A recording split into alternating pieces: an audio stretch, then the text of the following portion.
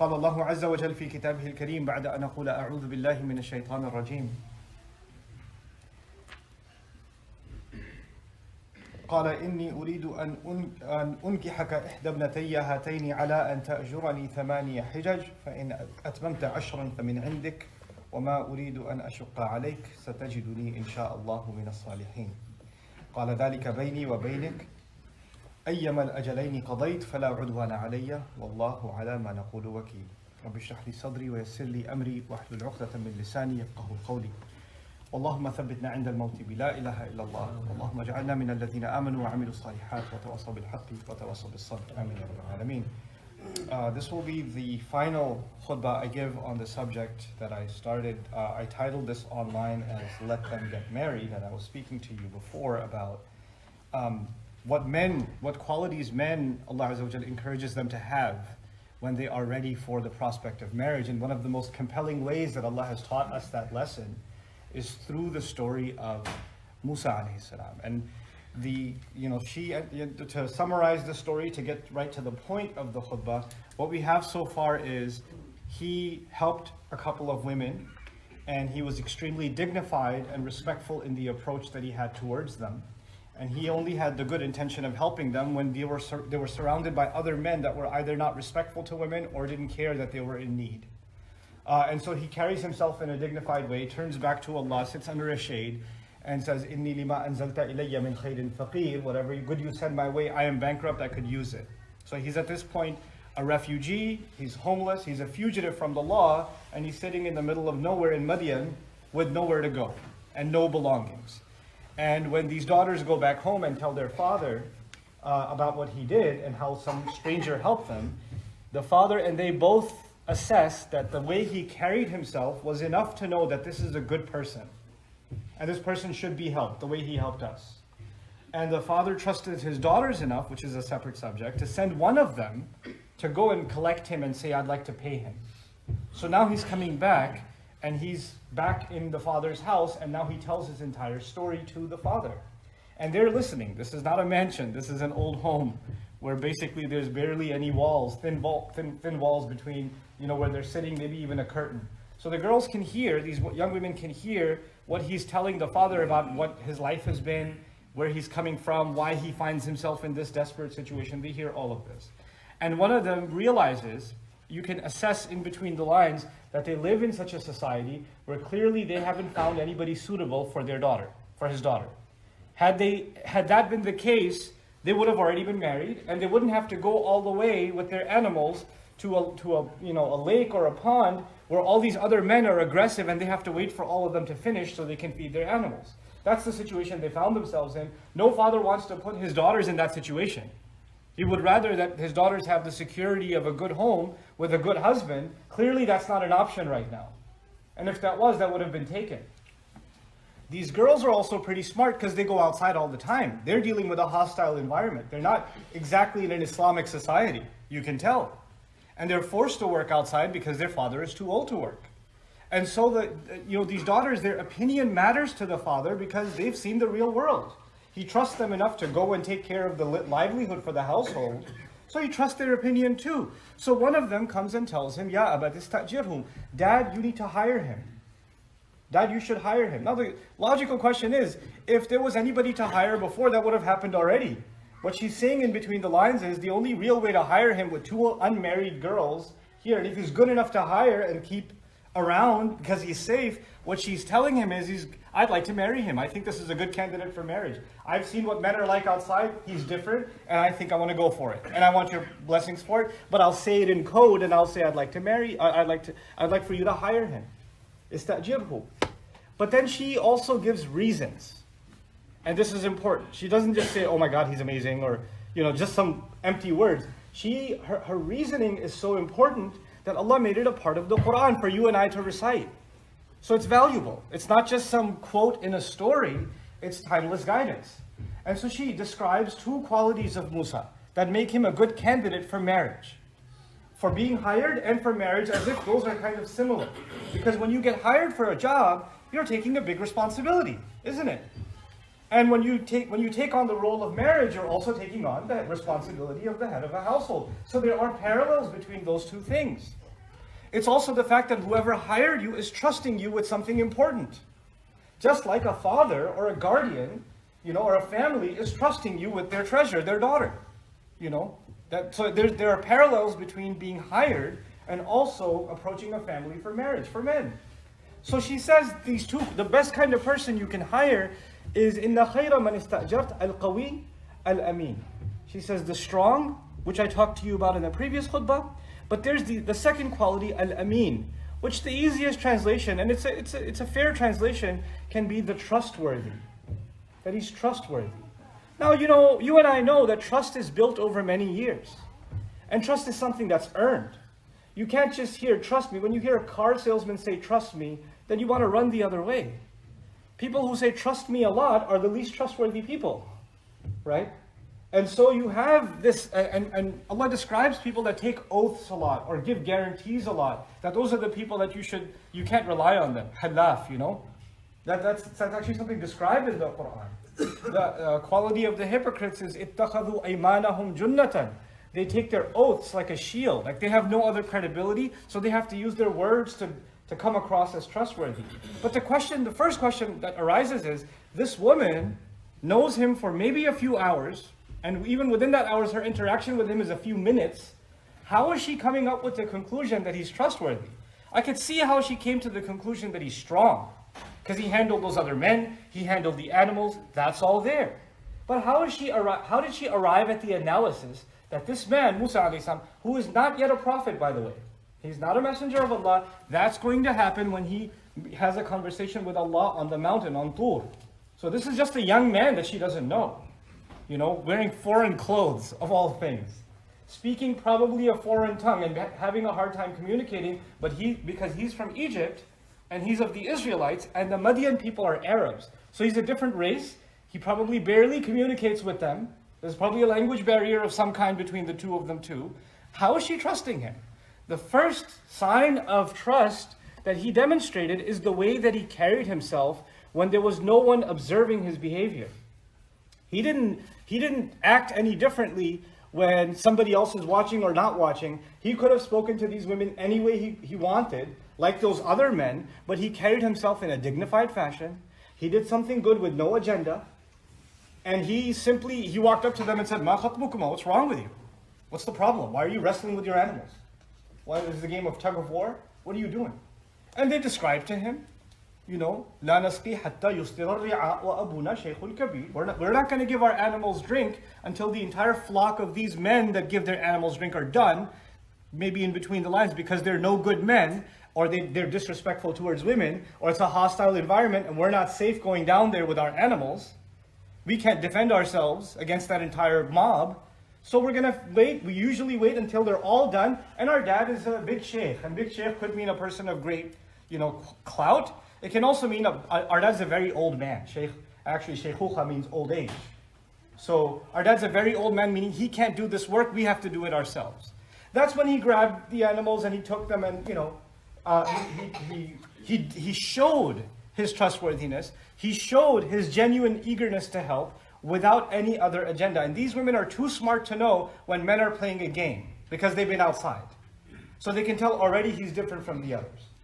The second is when he came back to the father and he's coming and talking to him, he should be presenting some good version of himself. Hiding some embarrassing facts about himself. But Allah describes, فَلَمَّا جَاءَهُ وَقَصَّ عَلَيْهِ الْقَصَصِ. Like, he came to the old man who wanted to just pay him, but he found an old man that it seems like a wise person, seems like someone reliable, someone who's got good nature, he wants to pay me. So clearly he's a good-natured man, and he felt, he trusted me enough to invite me into his home. He felt a little bit safe, and he had the need to open up about what he had gone through. So he told him the entire story from beginning to end, where he was born, what his life has been like, the crime that he committed by mistake, the fugitive nature of his status, where he is, how he has nothing to his name, all this stuff he opened up entirely. And he wasn't proposing to the girl, he was just telling his story. But the fact is that he was able to be so honest with this father in his conversation. Even about embarrassing details. Who likes to go and tell someone, hey, by the way, I killed somebody? That was an accident though. They're looking for me. But that's why I'm kind of running away. And you may have noticed that I don't have a place to stay. That's because if I head back that way, they're going to kill me. But nobody's proud of sharing those details. And the idea here isn't that you come and you open up your past mistakes to anybody you talk to. That's not the point. The point is there was a lot burdening on the chest of Musa aleyhisselam. He had no one to talk to. He had no support system. And he found someone he can confide in, and he decided to seek some kind of guidance or some kind of comfort in opening up to him. But there is this level of vulnerability. When you want to be trustworthy, then you have to actually open up yourself. What happened, and this is important because in the marriage process or in the process of courting somebody that you would like to marry, often we present a version of ourselves that we think is the most impressive. And there are details about ourselves, and there are things about ourselves that we like to hide or not share or cover up. And it's so crazy nowadays that people don't even cover it up themselves. They have their families cover it up too. And they present some other version of you, or you present some other version of you that only after marriage is uncovered. Now I can show you what I really am. And you're like, that wasn't the brochure. This is something else. Is this the same? You know, because that doesn't look the same. That doesn't act the same. That doesn't sound the same. You're a completely different person before and after. This is actually what's being highlighted. To be trustworthy, to be open enough, even about things that you think are not impressive to someone else. The decision to get married, and I'm talking to the young men here, the decision to get married is, in the Quran, is one of the most beautiful gifts Allah has given men. And Allah has given the wife to you as your libas, which means as your clothing. As your clothing. Nothing is hidden between you and your clothing. Your clothes know you like nobody else does. Your clothes end up smelling like you too. Your clothes are what make you good, what make you safe, what hide your embarrassment from other people. So your clothes are actually your protection. And you become their clothes and they become your clothes. And that's not going to happen if some part of you is covered up. Or you're not really being true to what you actually are. You can't be that. So there has to be a real openness and a real clarity about what it is that you're seeking in a spouse. What it is that you want. What do you like and what do you not like? You cannot, or somebody looking for you, cannot be dishonest about their preferences and say, no, everything else is so good. My parents like this girl, or my parents like this guy. Everything else is working out. So these other things that I'm uncomfortable with, I shouldn't say anything about them. And then you get married, and 3 years later, you're like, I should have said something. I knew this was a problem. And then all hell breaks loose because you weren't ameen to begin with. You weren't trustworthy and honest to begin with. You have to be open about some of these uglier conversations from the beginning, so they don't become a problem later on, because they will become a problem later on. The other powerful thing about this ayah is the combination of these two qualities, al-qawi, al-amin. And let's think about that in ours, not in the sense of the story, in a universal sense. You could be a candidate for marriage because you're financially strong, because you're physically capable, because you're socially in a good position. You come from a good family. You have citizenship, whatever. You have these things that make you a strong candidate, yes? But those things look good on paper because, sometimes families are looking for someone that comes from the same village back home, or they speak the same language, or they like their family, and they want to make sure they get along with every third cousin before they decide that this is a good match or whatever. They want to, check all the boxes. Fine, looks good on paper. They've got a nice house. He has a nice car. He's got a nice job. He's a good-looking guy. He's this, he's that, he's the other. All that stuff checks out. What we don't look for is how trustworthy is this person. So it looks good, and then you start getting pressured that you should accept this proposal because it looks good, And we are obsessed with al-qawi, and we ignore al-amin. We ignore al-amin. And on the flip side, there's somebody who's very sincere and genuine. Somebody who's very open and honest. Somebody who's, reliable and trustworthy. But they can't get a job, and they're not even looking properly, and they're no good at handling certain responsible situations. They're very, he tells her he loves her and he wants to marry her, but he's scared of his mom or something, and he can't stand up for anybody He can't stand up for her or himself, but he loves her. He's ameen, but he's not qawi.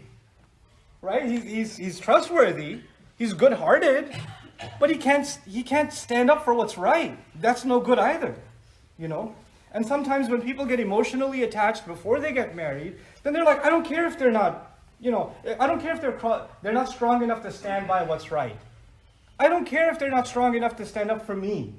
I don't care about any of that. Oh, I love them too much. I just want to get married. Or I love her too much. I just want to get married. No, these are two qualities that have to coexist. The person has to be strong in that they stand up for themselves and they stand up for you. And they can take care of themselves and they can take care of you. And on top of that, they have to be someone who's ameen. And ameen meaning someone who is trustworthy. And someone who is also, you know, amin comes also from the term peace. It's amin and amana. Those are the two implications of the word amin. Peace and trust. And I've highlighted trustworthiness.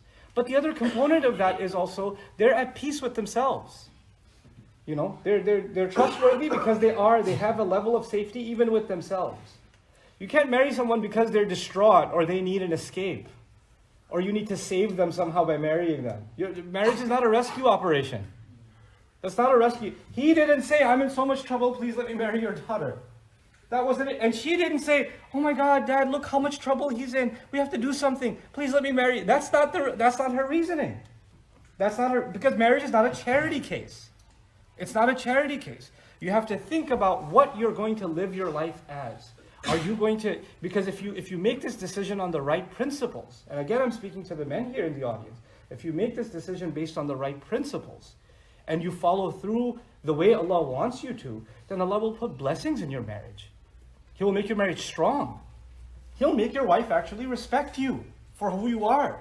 You know, one of the great studies in psychology now is how there's a tendency of women to shame men for just existing. You never do anything, you don't do this, you don't do that, you don't, like there's constant, like, and men develop a resentment towards women. And this is a very common phenomenon in many marriages where one side is guilting and shaming and the other is feeling, and sometimes the equation is flipped also, obviously, both of them exist. But I'm speaking to men in this khutbah. I know whenever I talk about such subjects, if I was talking about parents, then children would say you never speak about our rights. If I was talking about kids, parents will say you never speak about our rights. If I'm talking about men, I'll get comments, what about women? When are you going to talk about women? You can't talk, if you talk about everything, then you're talking about nothing. So you have to deal with one thing at a time. And what I'm dealing with at the moment is men. And what we need to be like. And you don't want to put yourself in a position where you're worthy of being guilted for not standing up, for not doing the right thing. You want to be a person of principle. You want to be an anchor. You want to be a source of strength. Just like your parents must rely on you at some point. Just like your siblings might rely on you. Just like your employer is going to rely on you. You need to be the reliable anchor of the family, a pillar of the family. And that means you have to, from the start, be qawi and ameen. You have to be qawi and ameen. If you're not trustworthy, if you're hiding things, if you're secretive, if you're thinking about marrying somebody and you're still calculating, so what things am I going to tell her? What things am I going to hide? If that's the calculation that's still going on in you're not ready. You're not ready because you're not ready for a libas. That's a jump you have to take, and it's a massive jump. You know, people keep asking, how do you, and this is the last thing I'll share for this khutbah, because inshallah my intention in the future is to actually speak about some of the other matters related to family life in the Quran. But I don't know if I'll use khutbahs for it or separate opportunities. But one last thing I wanted to introduce in this khutbah, at least before I let the subject go, is the idea that men have to understand that they are not interested in in just a female. They're actually taking responsibility. And they took someone from a house where she was a muhsana. Quran describes her as a muhsana, which means she was inside a fort. She was in the protection of another family, her father, her uncle, her brother, whoever. And she's living in that fort safe. And you are going to knock on the door and speak to the one in charge of that fort, and then tell them, I'd like to bring her into my fort. I'd like to bring her under my protection. So you're taking responsibility, which is why the primary conversation, When you think you're ready to get married to somebody, and you're still scared to talk to her dad, or you're scared to talk to the family, so I don't want them to say, no, you talk to them. You talk to them for me. I can't do it. Then you're not a man. Then you can't be trusted. Because you should be trusted with the responsibility of carrying this. You have to go and approach the father. This conversation that happens in the Quran, it happens between this young man, Musa alayhi salam, and the father. And the father directly, because he understands his daughter's intention, he comes back and he says, I want you to marry one of my 2 daughters. These two, one of them I want you to marry. And Musa alayhi salam is smart. He understands which one, the one who came and got him. He gets it. You know, إِنِّي أُرِيدُ أَنْ أُنْكِحَ إِحْدَى ابْنَتَيَّ هَاتَيْنِ عَلَىٰ أَنْ تَأْجُرَنِي ثَمَانِيَ حِجَجٍ. Listen to this. He says to him, but if you want to marry her, the mahar, you know what mahar is, like the marriage gift? Well, the only way I'll let you marry her is if you work for me for 8 years. وَإِنْ أَتْمَمْتَ عَشْرًا فَمِنْ عِنْدِكَ. And if you want to do 10 years, it's up to you, but 8 years you got to do.